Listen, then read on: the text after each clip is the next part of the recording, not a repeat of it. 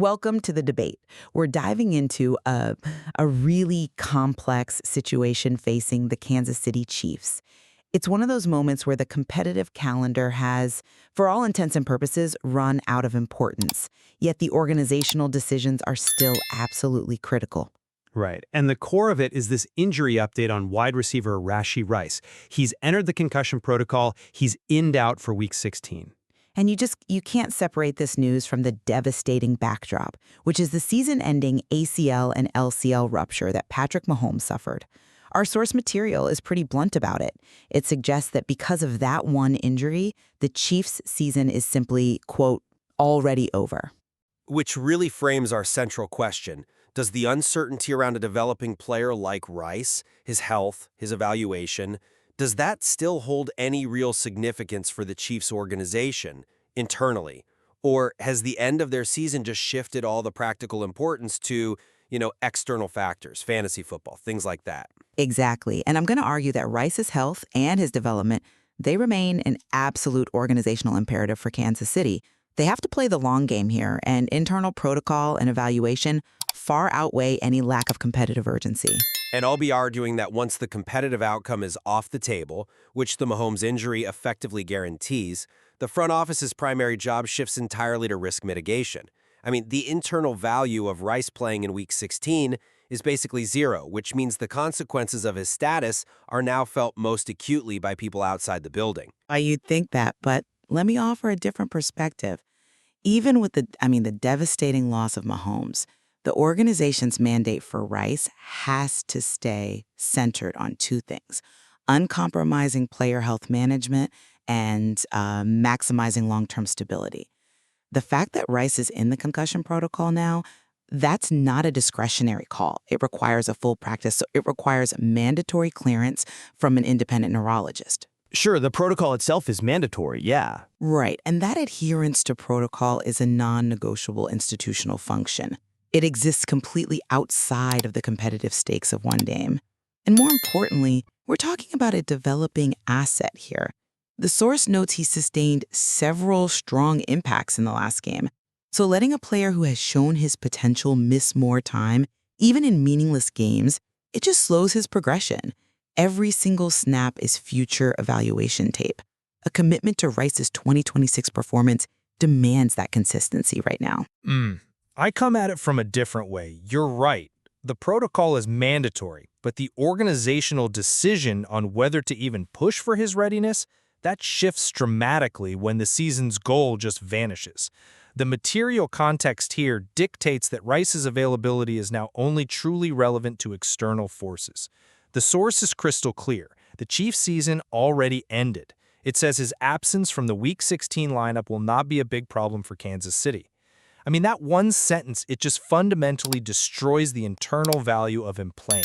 And let's talk about that evaluation value you brought up. With Gardner Minshew taking over, Rice's output is already, it's highly situational. We're dealing with compromised data from the jump. The organization has zero reason to prioritize a statistically unreliable evaluation over the absolute necessity of protecting their asset. So the highest immediate stakes, the group for whom this information is actually material, are the fantasy football managers. For them, his absence may be a blessing in disguise because it saves them from a risky start. The organization has to realize that this is where the real consequence lies now. That line of thinking, though, it treats the organizational mandate as if it's solely outcome dependent. We have to stress the adherence to the required protocols, the full practice, the independent neurologist. That has to be the core focus. It's striking that his injury wasn't apparently indicated during the game itself. That suggests the organization needs to double down on vigilance now that the issue's been identified. That is an institutional mandate, regardless of the score. Okay, but Just think about the institutional memory here. If the Chiefs are seen as being, lax or maybe overly prudent in a way that suggests they're sidestepping protocol because a game is meaningless, what message does that send? To the locker room? To the Players Association? About their commitment to safety when the stakes are high? They have to go through the motions to show due diligence and integrity. That's a compelling argument, the institutional integrity part. But have you considered that the surprising nature of him entering the protocol, the lack of an in-game sign, that actually increases the front office's incentive to err on the side of caution? Since any competitive goal is gone, the primary mandate shifts from maximizing availability to minimizing any further unnecessary risk to their multi-year investment in this player. I'm not sure I follow. Look, in this specific context, the protocol is less about competition and more about liability management. Rice sustained several strong impacts. You cannot tell me that pushing a developing player through mandatory clearance late in the week just to put him on the field in a high-contact environment with a backup quarterback serves the long-term health of that asset. Prudence dictates that if the medical staff is anything less than 100% certain, the organization benefits most by just reducing liability and preserving the player for 2026. The cost of a missed developmental snap is far, far lower than the cost of a re-injury. I'm just not convinced by that line of reasoning because you're arguing that the data gathered is valueless, and I simply don't agree that it's tainted beyond any utility. The team still absolutely needs to evaluate Rice's chemistry and his ability to adapt to a non-superstar quarterback like Gardner Minshew. But for what purpose? For the future. Future seasons will inevitably involve periods with backup quarterbacks, injuries, shifts in the offense. How does Rice execute his routes when the defense isn't absolutely terrified of the deep ball? Does his route discipline hold up when the timing with the quarterback is less forgiving? This is essential data on his process, on his professionalism, not just the final stat line. This is data you can't reliably replicate in a controlled practice environment.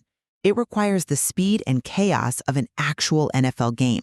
That's an interesting point, though I would frame the data completely differently. The source already says that his capacity to get passes from Minshew makes him a total unknown. This isn't just about a drop in production, it's a complete shift in how defenses will play the Chiefs.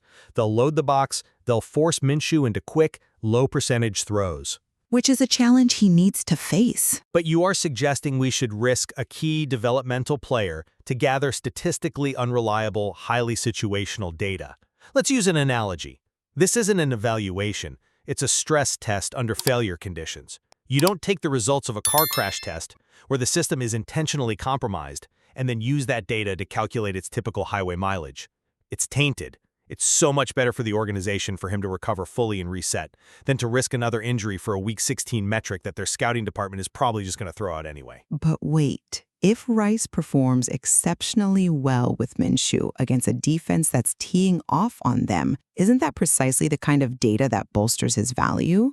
You're only assuming failure. If he shows an elevated ability to separate and create his own offense when the system around him is collapsing, that is a gold mine for future contract talks, for planning. This goes right to the heart of long-term business continuity. But truly, tell me this, if Rice plays and has a phenomenal game with Minshew, does that actually change your 2026 cap allocation? Or is it just a nice footnote? I argue it's the latter. The market value of a receiver is tied to his production with an elite QB, not as one outlier performance in a compromised mess. The downside of a re-injury, which affects the entire offseason, potentially the start of the 2026 season, it just far outweighs the marginal upside of proving he's resilient in a low-stakes game. While the competitive season is functionally dissolved because of Mahomes, you can't ignore the professional value of every remaining game for the players themselves. For Rice, this is development time lost. More critically, the organization has significant payroll commitments and future planning tied directly to his development curve. To suggest the relevance is gone is to ignore the continuity of the business enterprise. I'm sorry, but I just don't buy that the marginal planning benefit outweighs the immediate risk. The context is irreversibly set by the most severe injury, Mahomes' ACL and LCL rupture. When the foundational piece of the team is removed, the competitive stakes drop to zero. As the source states unequivocally, the practical, tangible importance of Rice's status immediately shifts to the most acutely affected external group, fantasy football players and the betting community. But the organization isn't managing its roster for fantasy players. No, but when the internal stakes are extinguished, the external stakes, the financial and competitive consequences felt by the fan base and auxiliary businesses, they become primary by default. If the Chiefs organization faces not a big problem, if he sits out, then who does face a big problem? It's the millions of people who rely on that information for their own competitive pursuits. The organization has to acknowledge that the most material consequence of this injury update is paradoxically external. My position remains that Rice's entry into the concussion protocol underscores the enduring importance of player health and long-term player development for the Chiefs. While the competitive stakes are, functionally non-existent, the organizational stakes remain high. They have to responsibly manage a key developing asset who sustained several strong impacts, prioritizing the institutional mandates of the protocol and future organizational health over the temporary lack of pressure or any external noise. And conversely, given the season-ending injury to Patrick Mahomes and the definitive assertion that the season is over, the material importance of Rice's Week 16 status transfers decisively to external utility and risk management. The organizational expectation of his absence minimizes unnecessary end-of-season risk for a player whose output with Gardner Minshew already made him a highly compromised unknown. Protecting the asset from exposure in a statistically meaningless game simply outweighs the minimal benefit of a late-season developmental snap. The circumstances surrounding this cascade of injuries really force us to consider whether a player's health status in a compromised season is best measured by those internal developmental metrics, the 2026 investment, the procedural integrity, Whether the true material consequence rests with the immediate practical impact on auxiliary stakeholders and the simple necessity of organizational risk mitigation. It clearly shows there's a lot more to explore and how organizational priorities have to shift when the entire competitive framework just dissolves.